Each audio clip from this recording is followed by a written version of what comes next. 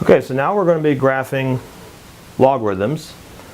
So with this one, we always want to make sure we start with the correct base graph. So now we're talking about natural or regular log graphs, which in this case I'm going to go ahead and look at the base graph, which is log base b of x. So we have to make sure we start with the correct base graph. Now we've already talked about logs already in this section. We talked about that this is the inverse of an exponential.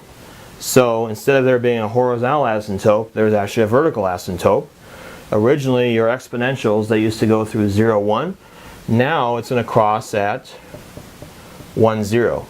So the graph is going to look something like this. It's going to cross at 1, 0, and we only see the graph going to the right. There's no part of the graph over here because it doesn't work with our domain.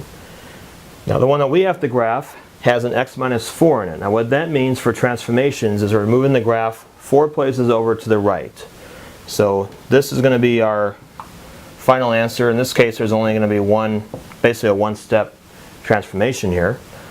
And we're going to move that over 4 places to the right, opposite sign of what we see inside there.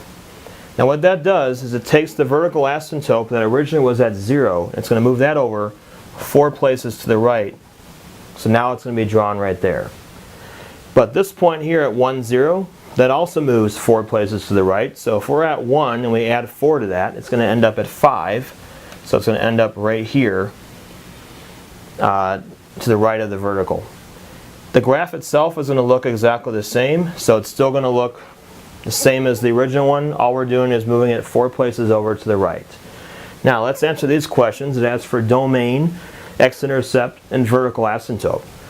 Well, the vertical asymptote, we can see that right away. It's a vertical line, so we're going to start with x equals, and it crosses the x-axis there at 4. So I'm going to put vertical asymptote is going to be 4. X-intercept, we can actually just read that one off of the graph. That was our original point that was shifted over to here. That's going to be at 5, 0. Okay, and your domain is talking about the x values the graph is using here.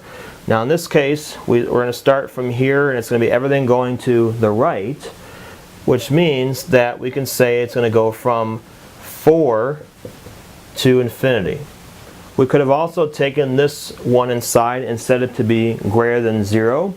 We would have gotten exactly the same answer. So for domain, you can either do it from the picture itself, or you can do that algebraically. But for the picture, we can see it's going to be from 4 to infinity.